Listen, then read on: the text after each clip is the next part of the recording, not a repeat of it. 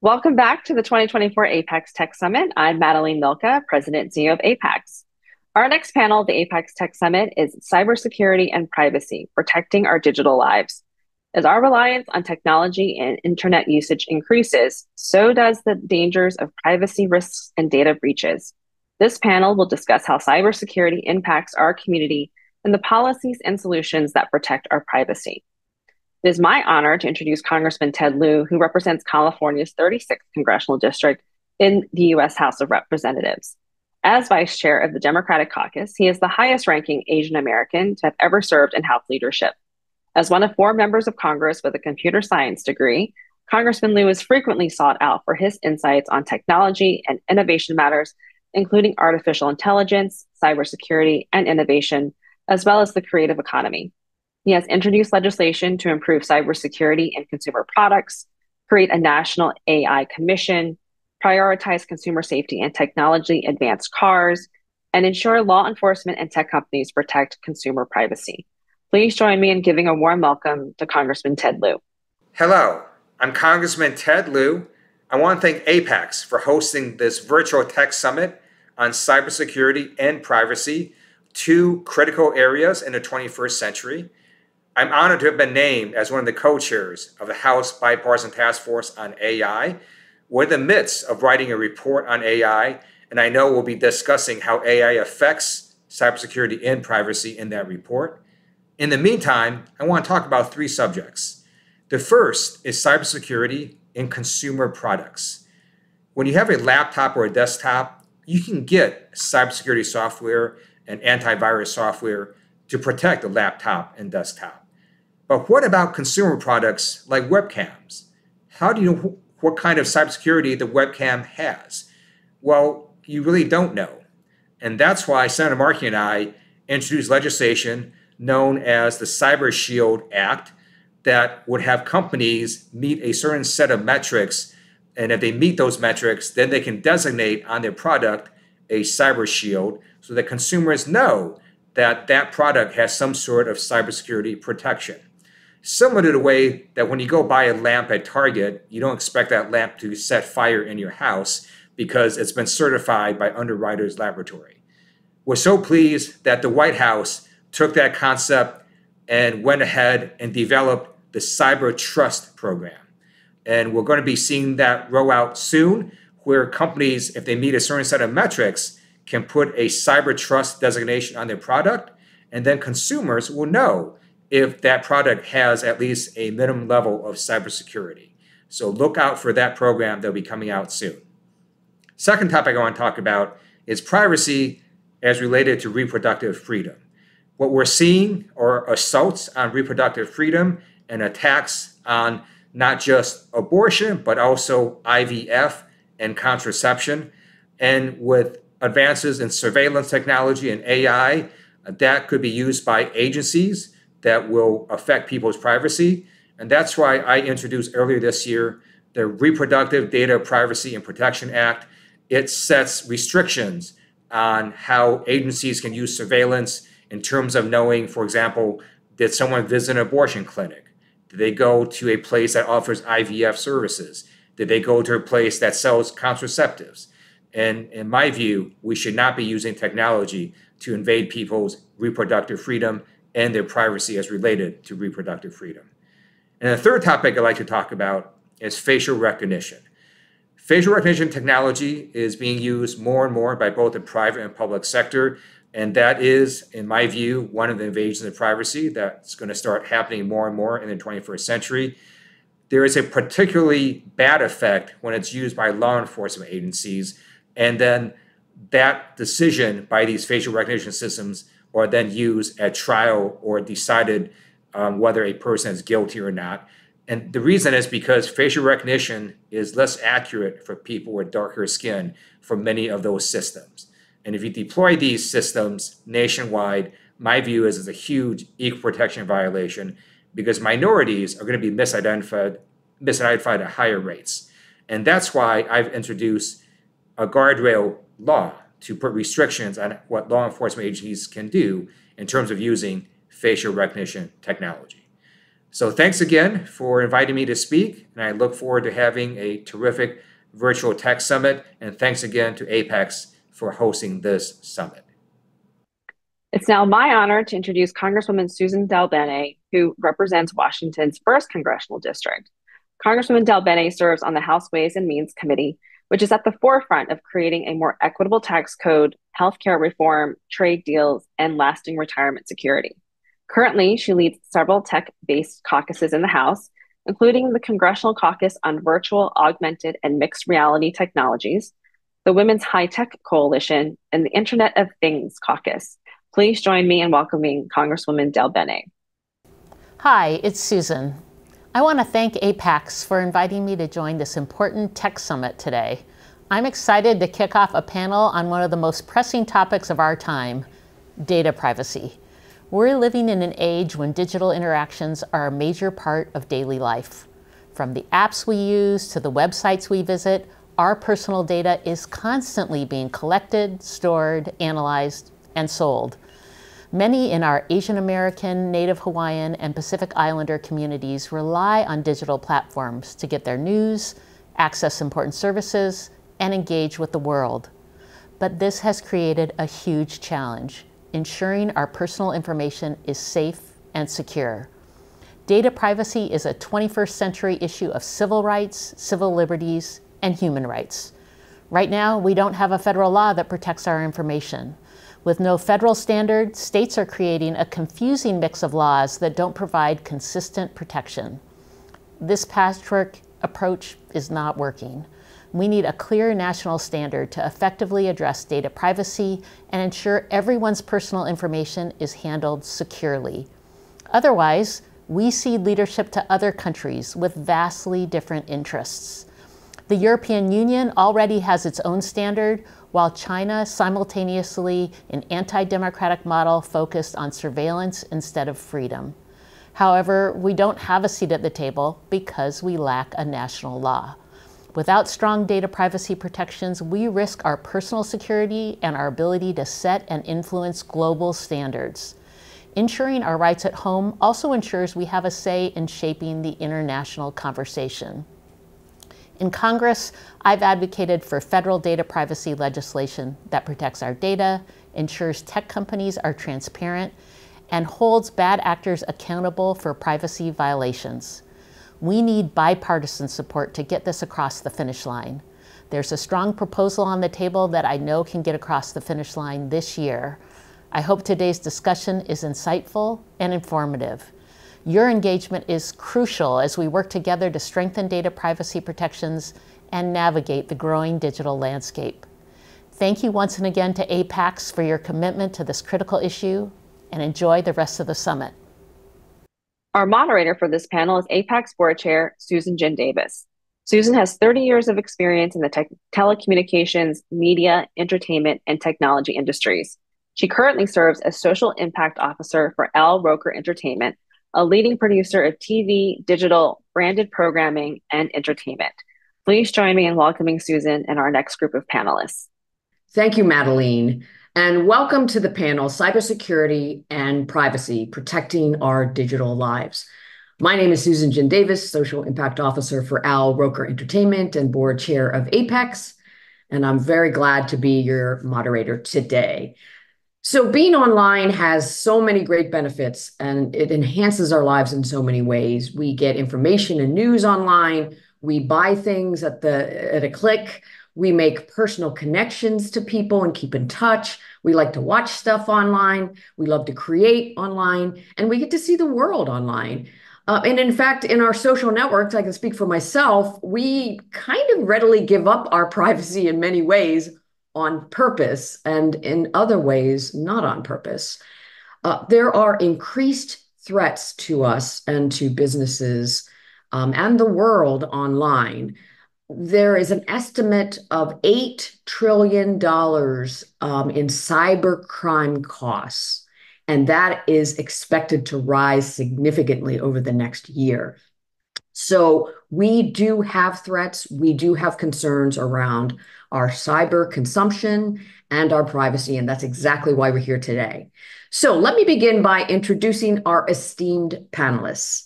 We have Dr. Jennifer King, who is Privacy and Data Policy Fellow at NTIA and Stanford University's Institute for Human-Centered Artificial Intelligence.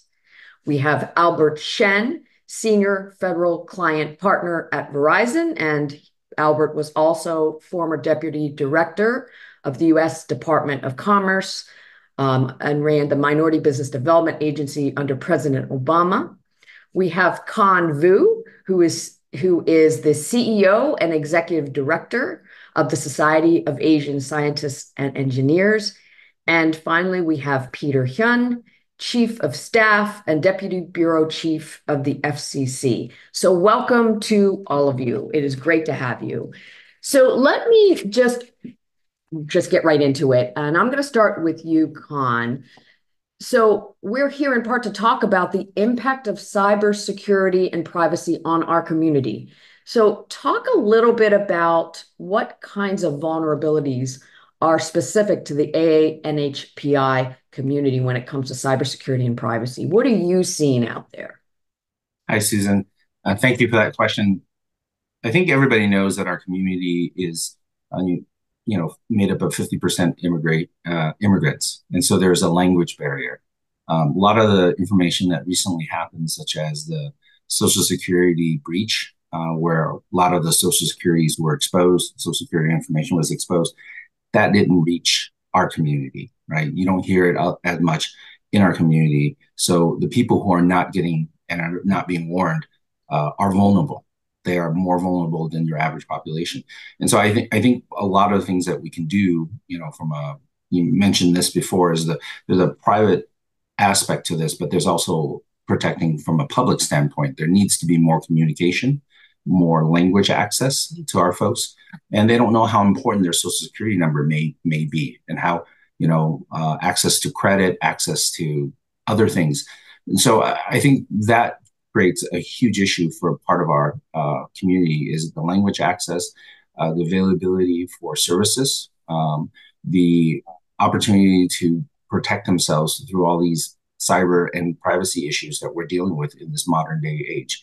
For my parents, I asked them about it. They didn't know. They're an immigrant. They didn't know about it. So I have to be proactive in trying to protect their information. But yeah, I think that's one of the main issues for our community, is just getting aware of the issues and having services provided in the language that they use and understand.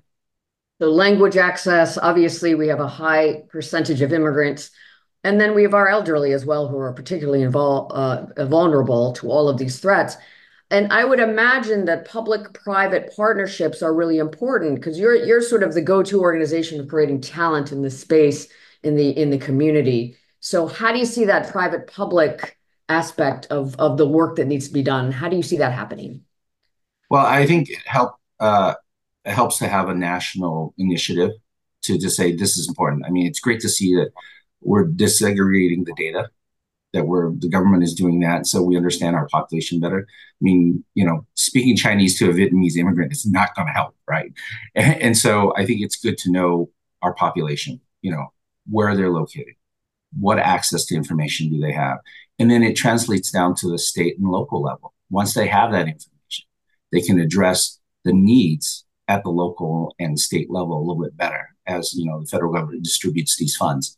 And so I think that's probably the first thing I would point to, is making sure we have good data so we know how to tackle the issue through the language the language challenges of our population. And Jennifer, you speak to what I really love and haven't necessarily heard a lot about, which is coupling federal privacy law with civil rights protections, especially because this helps vulnerable communities, the ones that we just heard about, our own community, English language learners, non-speakers, just the need to create more online literacy. So talk a little bit more about that kind of lens that you are working towards and have seen in the federal space. Sure. So just to tag on to the last comments, first I would just note that general literacy, online literacy, knowledge about how online services work, there's really a big gap in educating the public, the whole public, I think, about that, because I'm not sure there's any one place we can point to who we could say, should take responsibility for that type of knowledge. So you see some agencies, distributing information about fraud. The FTC does a fair amount of public outreach, but I'm not even sure, for example, if that gets translated broadly, into the many different sub-languages that exist in the AAPI community. And I actually live in the state of California. And again, I think there's a real lack of kind of responsibility for these different agencies to really think about beyond things like fraud alerts, like how do you bring up digital literacy in general? We see a lot of this focus on children, and my own kids are in California public schools, and I would say there's even a big gap there. We just assume kids know everything, and they often do. But just to say, there's this overwhelming issue about, how do we kind of develop online literacy beyond these immediate, like, how do I respond to a scam type of things. In terms of civil rights, so I'm currently with the the NTIA, and we are focusing right now on building out a report on the intersection of privacy and civil rights. Now, we've had two kind of bites at the apple at the federal level in the last couple of years, trying to push omnibus national privacy legislation. And that's because there is a tremendous gap in terms of the types of information that commercial actors collect about us. So, and at the same time, we've gotten used to information being collected about us pretty much every place we are online. There are lots of places where it's gotten much more intimate. So it's no longer just about where I shop. We use apps for things like mental health supports. Obviously, we use apps for just a variety of different things. And in most cases, the information they're collecting from us is not protected. So we do need a federal level privacy law. We've seen that both laws that have been proposed to Congress have at least included civil rights protections. More recently, there was more or less a showdown this last summer where those civil rights protections were removed as part of the negotiation process. And actually, at that point, the bill pretty much fell apart because the advocates who were pushing for that backed away and said, we cannot support a bill that doesn't have that. But the reason why this is important is that First, it's that we have so much information collected about us across so many different parts of our lives that it's really difficult to take the very both sectoral approach that exists with right now for privacy, where you have protections with credit, you have protections in the medical sphere, but you don't have protections for, let's say, a health app that's collecting your data, because that's not part of actually, the kind of medical protections. You also have civil rights laws that are focused on very particular contexts, and federal authorities do have the power to say, go after a company that's using a hiring software that ends up having disparate impacts on protected groups. But at the same time, unifying that approach and giving regulatory authorities the power to more clearly go after cases where it may not be as clear, or that we see data being collected in very unfair ways about certain communities. That's part of the reason why we're arguing that you really need to bring civil rights into privacy protections so that you have a much more holistic approach to this, and it's not so kind of cordoned off between privacy over here, civil rights over here, because we know that data reveals so much about us and can be used to discriminate against us. So there is discrimination, there is bias, and technology actually has the power to increase those kinds of bad factors that we do in our everyday life sometimes, or in institutional life. So that's right. Really fascinating. Yeah, just to add one more point, part of the challenge in this space is that we've moved away from a world where discrimination is often happening in the past on a one-on-one basis. Some individual makes a judgment about somebody trying to get a loan or buy a house. That still happens, to be clear. But now we're moving into a world where we're delegating decisions to automated systems, and those systems, may not consider race, for example, or ethnicity, but because they're built on data that has potentially inherent biases, or they weren't tested for those different types of impacts, they end up having an exclusionary or discriminatory impact, even if that wasn't necessarily the intent. And that's one of the problems here, is that a lot of civil rights laws were predicated upon that intent rather than the fact that, that you may see discriminatory impacts even without that intent in place. Well, I'm going to move to our white and shining armor, which is Peter. You are in a key position at the FCC to not only see these things actually happening, but to do something about it from an enforcement perspective. So, having launched the first ever privacy and data protection task force, I imagine that you are very focused on things that have already been said by the other two speakers so far. So talk about what are your top concerns, and then also what do you see as remedies or solutions to the things that have been said today? Thank you so much, Susan. Thank you to APAICS also for having me, and thank you also to my fellow panelists here. It's a great question, and I think maybe what might be helpful is if I just zoomed out first a little bit, because I think many folks, including in the public, have heard of the Federal Trade Commission, the FTC, that has its separate consumer protections under which it brings privacy-related cases. From the Federal Communications Commission's perspective, I will just say more broadly, because we are sector specific, insofar as we regulate the communications networks, everything from fiber optic submarine cables that connect the United States with other continents, everything up to the satellite systems. And I think we have been hyper-focused on ensuring that when it comes to this critical infrastructure that the president has designated in his most recent national security memorandum, we have been hyper-focused on ensuring the communications networks availability, integrity, also trying to mitigate risks to those networks. And I want to, and to your question, really, it's this effort to help mitigate and reduce those risks, because the communications networks are a target-rich environment for threat actors for use to defraud people. And I think we are seeing this increasingly. I think in your opening remarks, you put it well as to the scope and the scale of type of harms in which folks try to abuse the communication networks for this purpose. And the telecom sector has been the #1 industry being targeted by threat actors, both by cyber criminals, nation state actors, and it's not hard to see why. Really, our smartphones now today, again, carry so much personal and private information about us. We call it the pattern of life information, and it's an attractive target.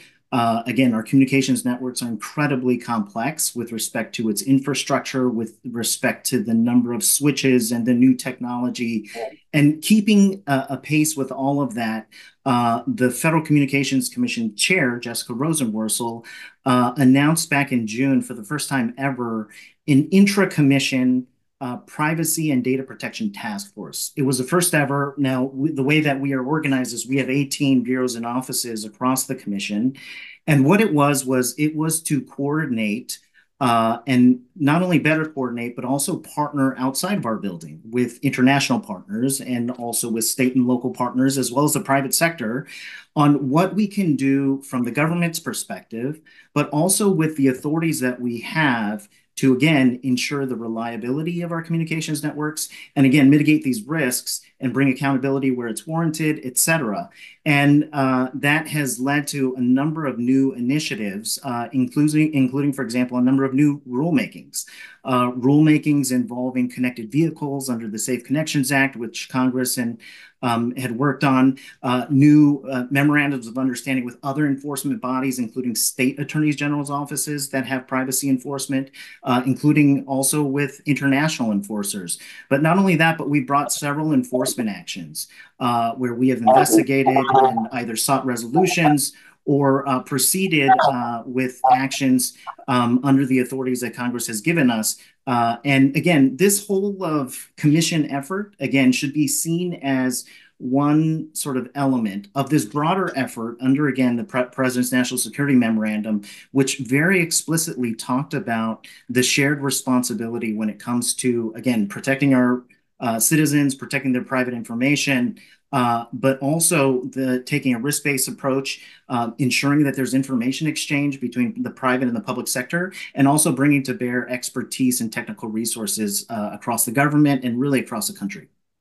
I really appreciate that it's going to take all of us, public, private, nonprofits, community organizations, world leaders to solve these issues or to address these issues in the first instance. So I appreciate what the chair of the FCC and you are doing in this area. So thank you for that.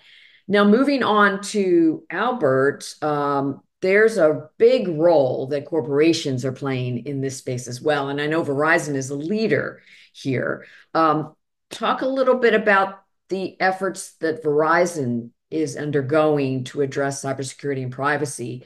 I would expect them to be doing many things around protecting businesses and consumers and also at the policy table. So go ahead, Albert. Yeah, no, thank you. And thanks everyone for having me be here. But yeah, I mean, this is such a connected world. Everything is digitally connected. We're all connected on this device. It is such an integral part of our lives. And especially when you talk about the API community and even our seniors, right, who spend a lot of their time and that's how we communicate. But that's at the consumer level, but as a business level too, we interact a lot, with governments, other corporations, organizations, public sector in terms of ensuring that your connectivity is secure. And one of the main things that we release every year is the Data Breach Investigations Report that does an overall very massive assessment of where the breaches are occurring. And we want to disseminate that information to as many people out there as one of the most widely known. But I think relative to the AAPI community, and one of my passion areas is obviously, being formerly from the MBDA and knowing many small business owners, is the vulnerability of our Asian Americans, PI small business ownerships. And when we bring in a lot of small business partners as we contract with the federal government or state and local government, and it's vital that they have the standards required by the public sector, especially like the federal government. They have what is zero trust architecture strategy. So where everything has to be assumed to be a threat on anything digital. So they have very strict requirements. But because of these more massive requirements, it requires more education for small businesses that we want to partner with to be able to understand that and invest in the systems that will allow them to mitigate that, which is a big financial burden for a lot of small businesses too. So there's education, but it's also in terms of how do we bring on and grow our small business portfolio and diverse businesses that we want to service and with the public sector where I sit in terms of that education. So that is one of the big things that we're working on. The other part is really the White House Office of National Cyber Director recently did release the National Cyber Workforce Strategy. We talk about all the systems, but we need the people in order to be able to train and manage those type of cybersecurity systems. So there's a big effort, and Verizon is one of the many other corporations and nonprofit organizations partnered with that in terms of the new effort they just released called Service for America, in really using our leverage on skills-based hiring. We have programs that will actually also, when people come out of the military, we want to be able to train them into the cyber workforce because there's just such a massive deficit on experts when it comes to a workforce that's going to really put up the defenses of all the national security threats that are happening. So things that happen at a corporate enterprise level is just as equal as a threat to a small business. And when those small businesses are impacted, that can actually decimate a company and put them out of business. So it's a massive amount of effort going into this. And, we're very glad to be partnering, with the federal government and many other folks here on the call in terms of, how we can be part of that ecosystem on educating on the cyber threats, but also what we could do to build up that workforce. Thank you. And, what comes to mind right now to me is that the issue of cyber fluency has come up. Peter, you've talked to it. Jen, you've talked about that. Khanh, I want to turn to you on that because there is the element of how do we make our small businesses fluent in this area? What are the resources necessary? And the second thing that really came up for me is giving your organization's work in talent and leadership development in our community around science and technology and engineering. I see this as an opportunity for our members to become experts and to become fluent in this industry so that we can actually get jobs and excel in it. So why don't you talk about both of those things? Like, how do we make our small businesses more fluent here? What are some of the tools or the resources that we should be providing our businesses? No, I think Albert brings a great point there, talking about the vulnerabilities of the mom and pop shop, right? And the resources that they don't have, and that they are as vulnerable as the large corporations, but they don't have the tools to fight that. So I think one of the challenges is that it's that public-private partnership. The federal government should be partnering up with the Asian chambers of commerce to distribute, because a lot of the connections to the community comes through those Asian chamber of commerce, delivering it in, as we spoke before, the languages that would be impactful, and providing, availability tools. What are those the latest and greatest tools to protect their business? Because you can imagine that if the data was locked up for a small business, they couldn't run the cash register, they couldn't collect sales.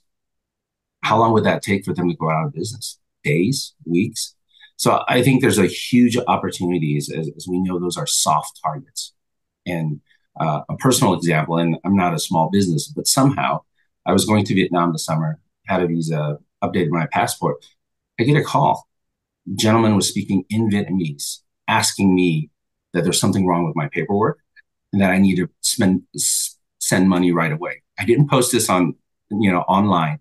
So, you're talking about data of our patterns of our lives. It's out there, even though I didn't post it on social media, right? Somebody was tracking me, and they specialized. They knew it was Vietnamese. He called me and talked to me in Vietnamese. So think about, multiply that by how many mom and pop shops that could be affected by this targeted data. So the cybersecurity is one issue, but the privacy that we talk about, I love Jen talking about a national privacy act to protect everyone, right? So I think the partnership, public and private partnership, what SACE can do is talk about the opportunities if you major in cybersecurity. I was talking to my son and I was like, look, technology is changing so fast. By the time they put in the college curriculum in that major, develop the curriculum, the technology has moved on already. So I think we have to work with organizations like ours and let them know that there's a huge opportunity in this area. And there are corporations that are willing to hire you, government agencies willing to hire you in these areas that we need. And then they can bring their cultural expertise, their community background to help these vulnerable populations. So I think those are some of the things that we can do. I love talking about NHPI jobs. That's a really important element of this. So we know that our community can be vulnerable in terms of language access. We have a lot of elderly people. There's cultural issues. We know that there are civil rights implications that we need to care for as we look at privacy. We know that there are small businesses that are vulnerable and need resources, but also it's an opportunity for our small businesses to be able to compete. And there's also the issue of national security threats. So Jennifer and Peter, I'm going to turn to you on that topic, because we can't forget about that level of threat. That is also something that we need to deal with. So Jen, let me start with you. What is the national security issue that you are really worried about? So I don't have a ton of personal experience in this area, so forgive me if I'm kind of overstating it, but we hear a lot of, I think, xenophobia around things like TikTok, for example, and kind of the influence of the Chinese government. I worry about, and to be clear, I'm part of an extended Asian stepfamily, Chinese stepfamily. So I have very firsthand experience with family members. Just to kind of voice the concern of immigrants who've come primarily from China, I would imagine, but potentially from other countries who are then targeted here in the U.S.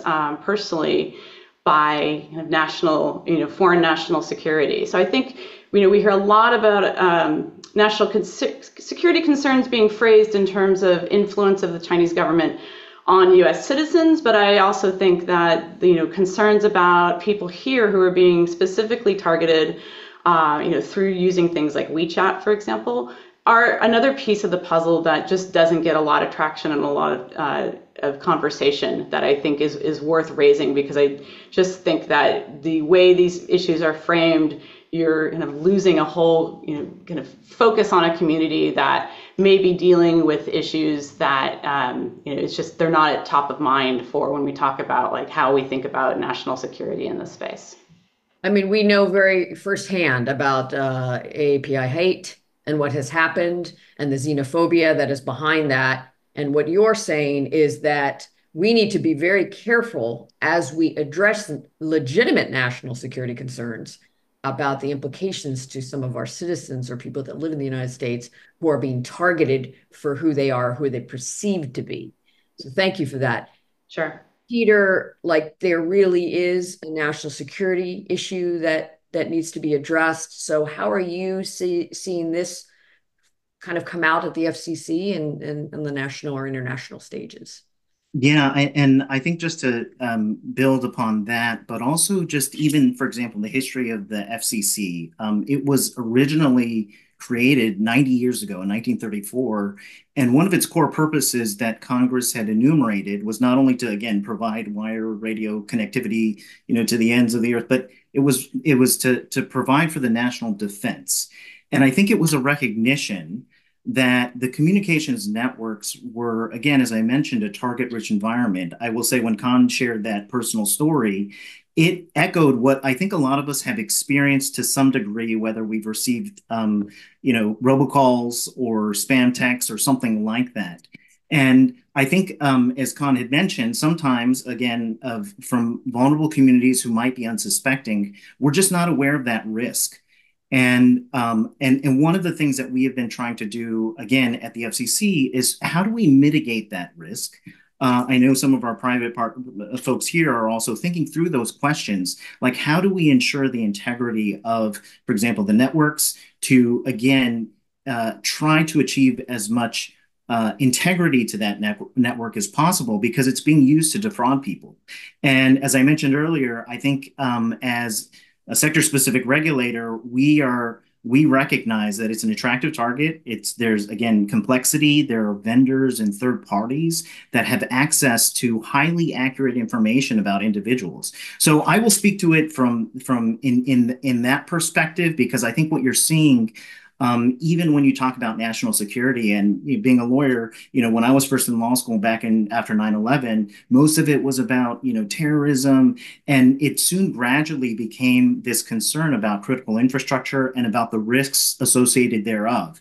And how do we scale, again, the mitigation of those risks, but also protecting and again, educating sort of the American people as to the risks and to how to best protect themselves, both with, as you mentioned, cyber fluency.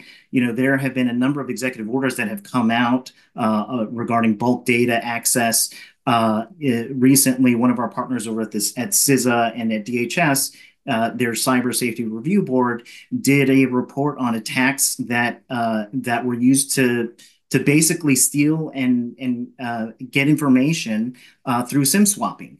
And so, again, within the realm of our authorities, and I know that Jen had mentioned, for example, maybe targeting that goes the other way, that might be with respect to government potentially going the other way. What I just wanted to mention is that I think as a government regulator, we need to be thinking through, and we have been, again, how do we use our authorities in a way that helps reduce this risks, helps, again, under the National Security Memorandum, work with our private sector partners through information exchange, recruit experts and technical resources to understand the complexities of the actual systems that are being abused and are the targets of abuse, and how do we, again, share this responsibility across the board. Thank you, Peter. Now, I've spent the last 30 minutes talking about the negative implications that are happening around cybersecurity and privacy. But in fact, there are some exciting developments, exciting technology, things that can enhance the ANHPI community, for example. So let's go around the horn and talk about, because I don't want this to all be doom and gloom. Let's talk about what each of you feel is exciting for our community in particular. What makes you feel good about what you are seeing out there in technology in cyberspace? Let me start with Jen. I am an optimist. So privacy can be, and security can be a lot of doom and gloom, but I am at the end of the day an optimist. I mean, I do think we are very close. We've been close for a while, but I do think we are close to seeing a federal level bill come to fruition. And why that's important is not just all the things that we've talked about so far, but we are on the verge or are already kind of in the beginnings of a AI revolution. We haven't really talked about artificial intelligence yet today.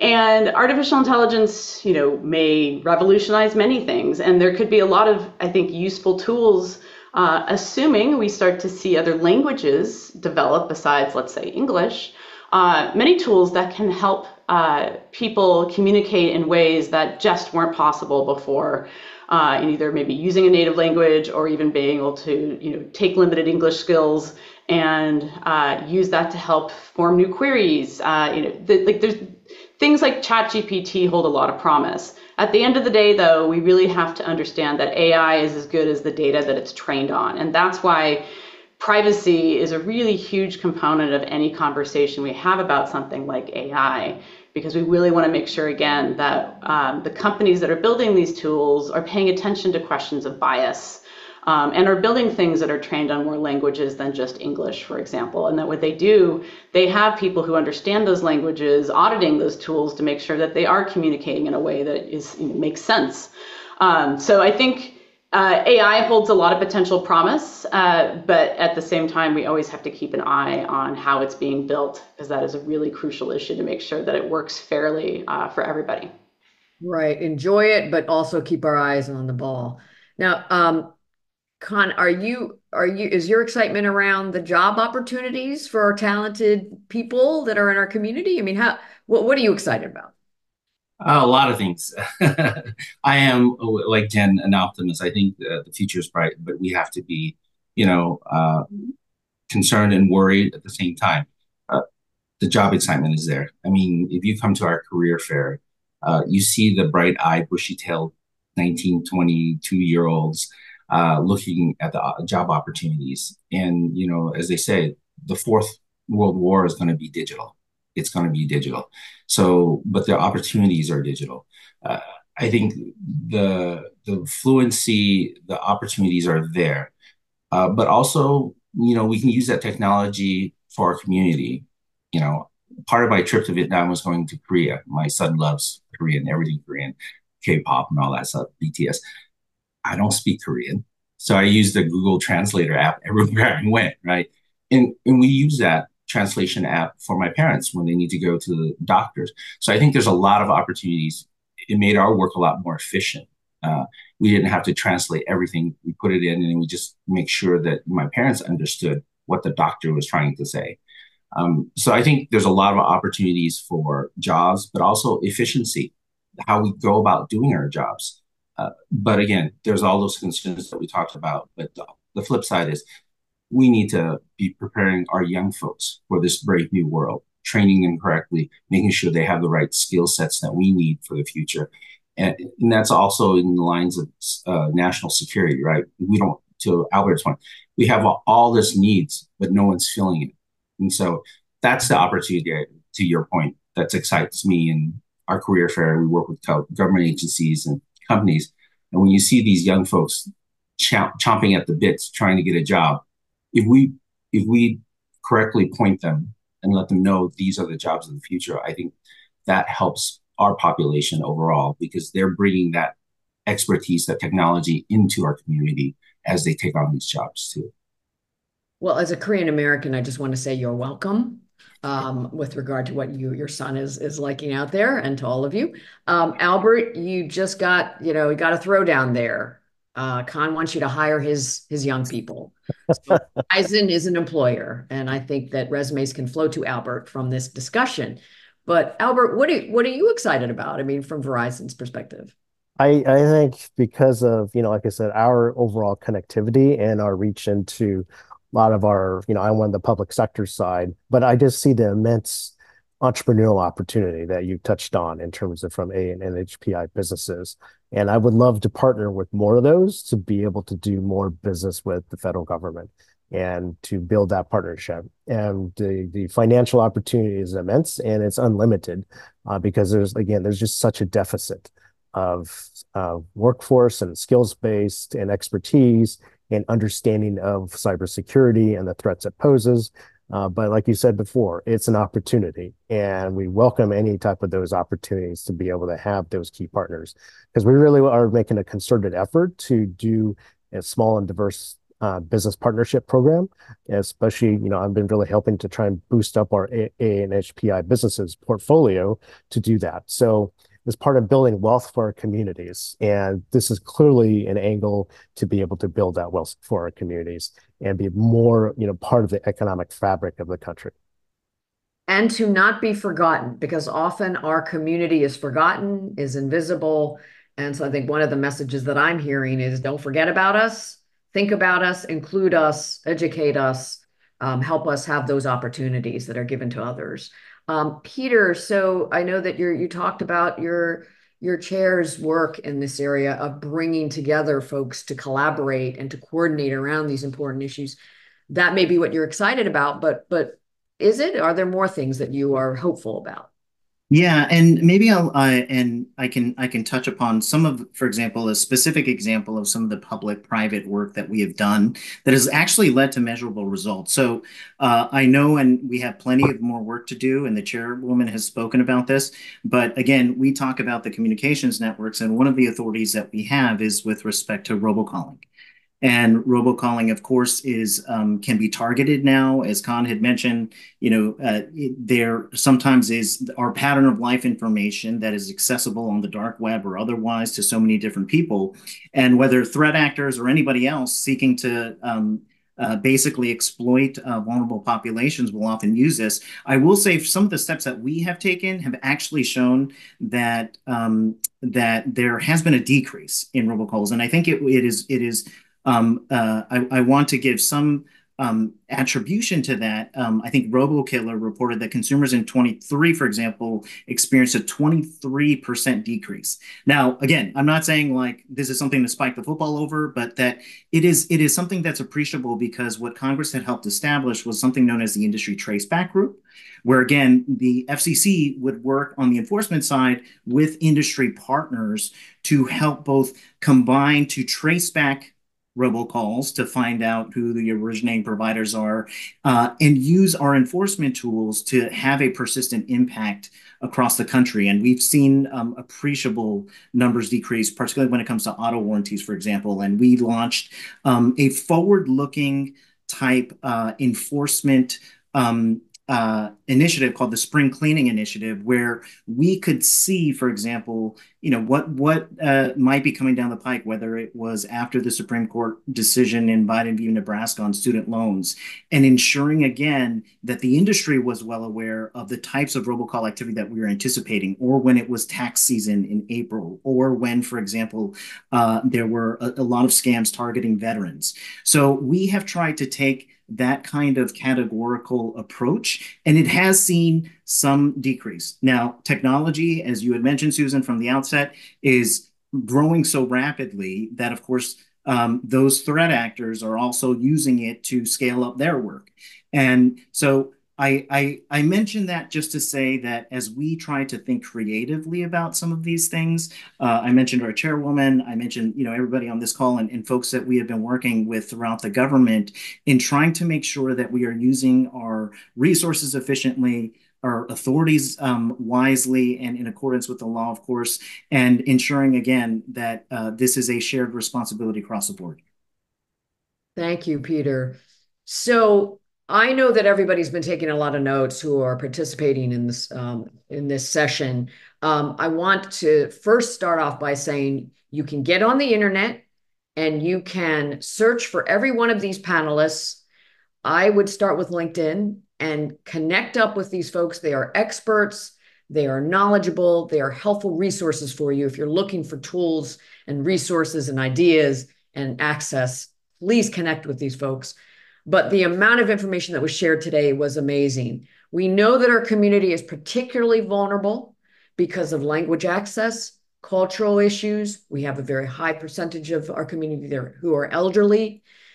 So we need to focus on helping our community as individuals navigate this world of cybersecurity and privacy in a healthy way and a protective way. We have small businesses that need to be included in protections, included in the opportunities, and also getting access to resources that will help small businesses compete in the contracting space. We know that this is an opportunity for our young people and our employees in our community for jobs and opportunities for their business and for themselves. So we need to make sure that we're including AA and HPI employees as we recruit talent, our businesses as we look to do business with different companies. And we also know that there's very serious issues that we need to understand around civil rights protections, that we need to understand data integrity. We need to make sure that data is complete and thorough so that it is not used in any way to create more harm or to increase xenophobia that is directed at our community. So I'm hoping that I summarized a lot of what was said today, but I want to end by thanking every one of our panelists for bringing such an amazing amount of wealth of knowledge in this topic. And I encourage anybody who's participating in this session to stay in touch with these experts and to join me in thanking them. So thank you very much to each of you, and thank you to APAICS for this opportunity to discuss this important topic. Thank you, Suzan. Thank you to APAICS. Thank you.